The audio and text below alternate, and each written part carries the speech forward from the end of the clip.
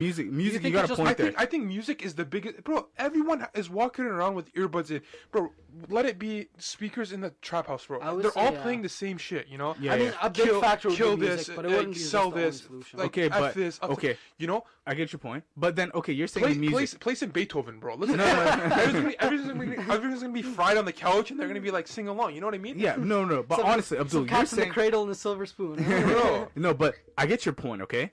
But what people want to hear is that good stuff, that crime stuff. You know what I mean? If you're saying change the music, let's change that, yeah, and make it so that we can't listen to that anymore because there's no point. There's no benefit of listening to that. Yeah, but who's gonna want to listen to? They'll always find a way. Who's gonna want to listen to something that's not as intense? You know what I mean? I have like proof that like music is the biggest thing. Yeah, I believe you. I know that because they always want to as a kid, when I was like listening to that gangster rap or some shit, I would just be imagining like, you know, selling drugs and fucking killing people, not only that, like beating people up and shit like that. But when I got my ticket, bro, like I keep going back to this. When I got my ticket, bro, I wasn't listening to a soft song, bro. I was listening to like, you know, like going fast, like, you know, drive off in a Lambo, you know. Yeah. Remember what happened before? What? In high school, what happened with us? What was it? What were we listening to? Oh yeah. You know? Yeah, but at the time, you know, you're right about that because I remember when I was, I don't know who's gonna hear this, but I don't know if I want to really be talking about it. Okay, if you don't feel comfortable, no. I remember there was a phase in music that had me going on drugs. The only reason I remember I tried this drug was because the way it was praised, the way the rapper said it. That is true. You're right there. But what I'm saying was, that was the trend at the time. Everyone was popping up. Yeah, but it was a trend because of rappers. Yeah, they brought it up because that was already a thing going. Just like Molly. But remember Molly? Thing. Molly, they were making music about Molly. Yes. Not everyone was taking Molly. How do we stop the praise of this shit? Is what we're trying to get at. Because people, here's the thing. This music is coming up because there's a demand for it. Mm-hmm. But how the fuck do you wake these retarded ass people up from wanting this shit? But everyone's from wanting If you get rid of materialism, the rest is gone. The whole reason you have SoundCloud rappers coming up rapping about Lamborghinis that they don't have, girls that they don't sleep with, the chains that don't, you know, they don't need. They aren't real. Yeah. The whole reason is attention, first of all, but attention due to materialism. They want to come off as if they have this. They have everything. Now, when we talk about music, yes, music is part of it, but it's because of this love for materialistic items. Yeah. No matter how much you rack up, no matter how much you get, at the end of the day, it has no value to you deep down inside. You'll see your Lamborghini, you'll see a guy with two, you'll be like, oh, now I need two. Yeah.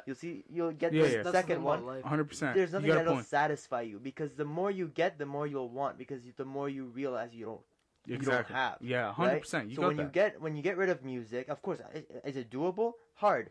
But if you were to get rid of music, if you were to get rid of or like the bad music, no, just music in general. Just music in general, because it'll always find a way to seep back in.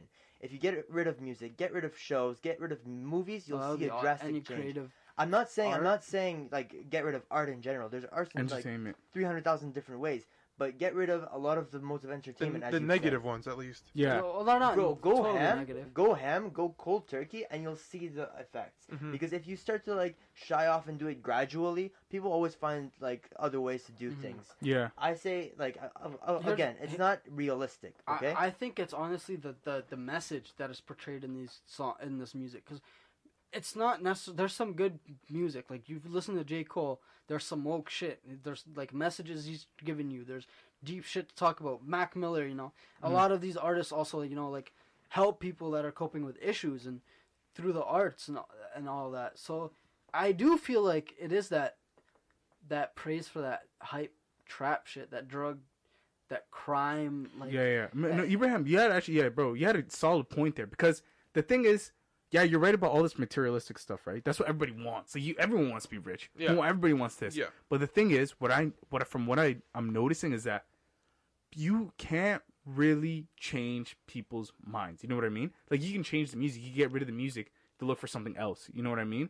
But it's like, what I noticed is, what I think, in my opinion, would stop, like, all this crime and everything was, and the drug use was much stricter penalties. Like, everyone would be like, hey, why? Like, why would you do that? I'm saying in my head, the people need a fear. That's the thing. There's no more fear of authority. That's what's causing all of this. No, because people are not scared of the cops. People are not scared of pop pills because they'll die. Go off of that, I had a first year. Sorry to cut you off, but I had a first year seminar. The prof literally asked. It was a huge seminar, one of the biggest over at my university. Yeah. The prof literally asked the question: if a cop asks you to stop, but they don't have their car on you or on themselves, would you stop? What do you mean? Wait, if they don't have a what? Like if they don't have a car, right? If the cop is just standing. Yeah, exactly. If he's on foot and you're in a car. Yeah. And he asks you to stop, would you stop? Yeah. Raise your hands if you would stop. Yeah. Literally, I think 10 people raised their hands in a class of 300. Yeah. And the prof just kind of looked at us, and she's just like, "Wow, that's the first time that's ever happened in the 20 years I've been teaching." Why? So, the fact that nobody would want to stop for an officer, even though because there's no consequence. Yeah. The guy just stops you. He's on his foot, right? No, there is consequence. I feel like those people just didn't do the evaluation in their head quick enough. Because even if you run away from the cop who's standing there, he's gonna get your license plate number. He's gonna get your info. Yeah, plates are stolen. Yeah, there you go. It can go so much longer. Like plates are stolen. They're not, I don't think they're talking about it logistically. They're talking about it like if a cop with power tells you to stop, who cares? Like, would you stop? Like, it's not the idea of they're gonna eventually catch you. No, it's like, are you showing him that he has more power? I wouldn't stop either if he had no reason to. Yeah, but we're not talking about that. We're talking about higher authority. Yeah, but here's the thing. I don't feel like people should.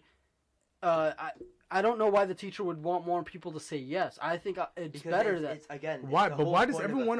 But I don't understand why everyone wants to go against it. Like fuck the police. Because shit. In the music, bro. It's in the music. Yeah. So everyone that especially the people around me, I know the type of stuff that they listen to and the stuff that they glorify. That was exactly. I feel like because that's the reason they started saying fuck the police was because at the time, way back in '92 was when the police brutality was bad. Mm-hmm. Everything was bad, and it still continues. I'm not gonna lie about that. There's just but in places that's good. For example, here, Kitchener-Waterloo is not bad. Yeah, as bad as they say. You know what I mean? There's still issues that I would say are with the jail system and the what's it called? Authority system or whatever. There's still problems here. There's a lot of police brutality. There's a lot of stuff that's unjust, but going against police is not going to make anything better. Yeah. Everyone's just going to copy you. You know what I mean? Like in the States, I'd say parts of the States, okay, it's really bad. Really bad. And going against police isn't really going to help. Like you're stuck in justice. You're stuck in spots of racism. In America, there is racism. And that's what I was gonna tell you, man. You were thinking the solution to this, and this is where we kind of come different from the board, or come on different sides of the table. You were thinking that you can solve these drug issues by stricter penalties. In places like here, I fully disagree with you. But I'm saying like places like here where there's no need for the violence. You know what I mean? Like for example, place in America that is bad. Giving people more years wouldn't help. You know what I mean? It's bad. It's really bad. They need help. They literally need like a state of emergency. Go cleanse the place. More jobs. You know what I mean? Your solution to the problem is at the end of the gate. Let's try to solve it at the beginning of the gate. But let's try to stop people from resorting to that lifestyle. How would you do that? You give them all these opportunities. Exactly. You open up a community center. The kids are gonna go there, smoke, sell drugs there. No. Like even here, we have a community center.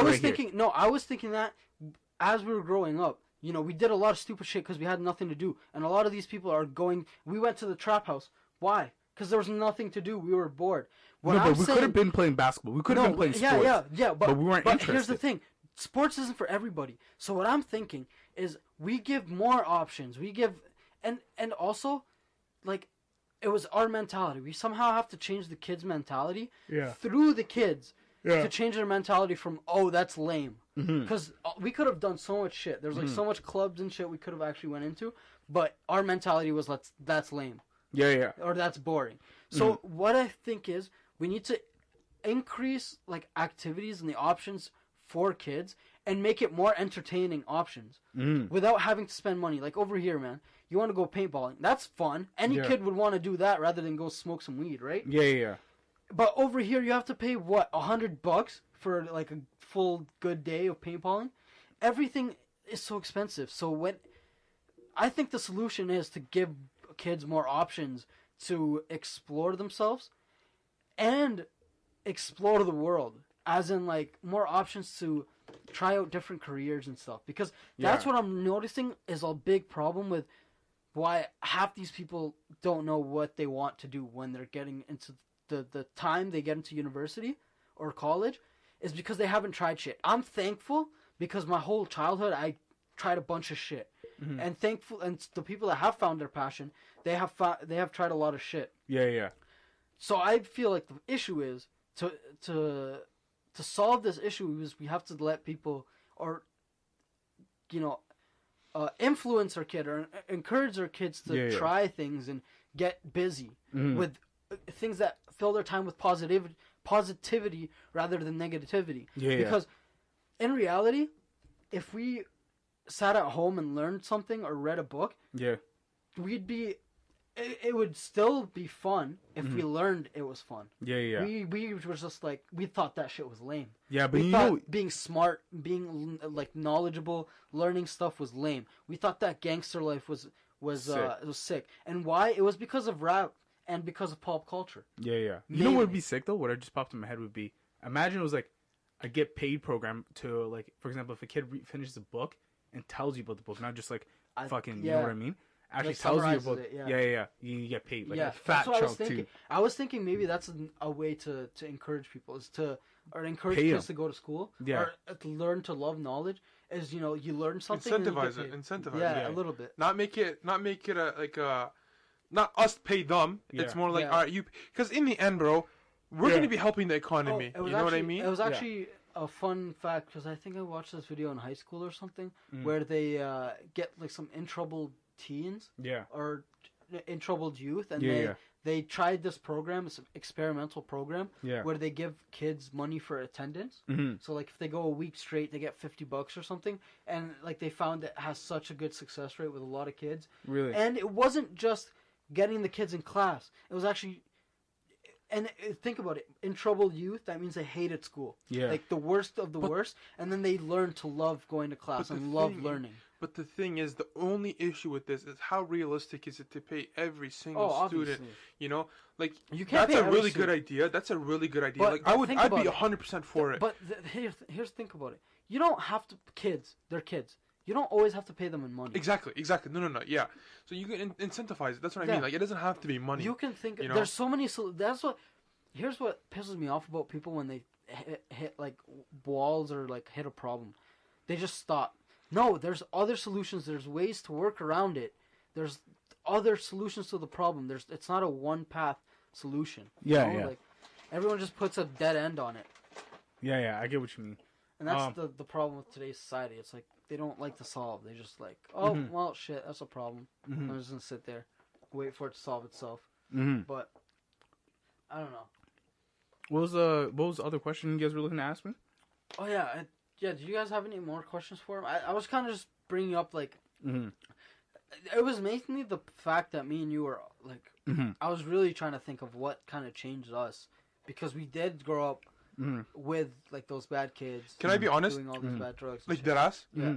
I'm not trying to brag or anything, but I think it's the idea of, like, most of our friend group wasn't doing what you guys were doing. You know, let's be honest. Like, we weren't. If we were also doing that, I don't think we would have ever changed, because we just grew up with people doing the same thing over and over. You know what I mean? Oh, you're right. You're right. Because I have a feeling like, because I remember majority of us, like, for me, I'd stay home. You know, and it's like I'd go to like BYG or like I'd do something. But you guys would probably think that. But I think if we all tagged along, if we all did what you guys were doing, I don't think we'd be here today, like doing this. You know what I mean? But 100%. Like, that's what I think. That, because also I did do a little reflection. I was also thinking, I think friends influences a lot, because I was doing a little reflection, and I was thinking, maybe, remember that story in high school where I lost like my good, like, they weren't good friends, like as in good quality friends, like you know good what friends I'm at the saying? time. I know like, who you're talking good about. Good influence. They were good friends, but they were bad influences.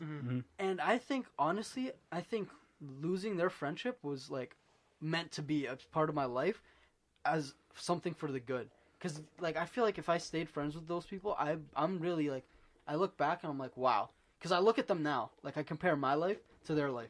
They're still in the exact same places we were back then. There's always that one saying, bro. There's always that one saying. You walk into a perfume store, you're gonna end up smelling sweet. You know, like, nice. Yeah. If you go into like a blacksmith, you're gonna come out dirty, bro. It's what environment you put yourself into. That's how you're gonna come out. You know what I mean? Yeah. Like, you can't expect to go into a blacksmith and coming out all clean. 100%, it's not gonna happen. My big thing was, I hung with a lot. I had a lot of friends, like in all different types of groups, right? Yeah, you're very extroverted. You have so many. Yeah, I go with whatever group. Like even if people look at them weird, I kind of have fun with them. You know what I mean? But the thing was, what I learned was, from all the close ones I was with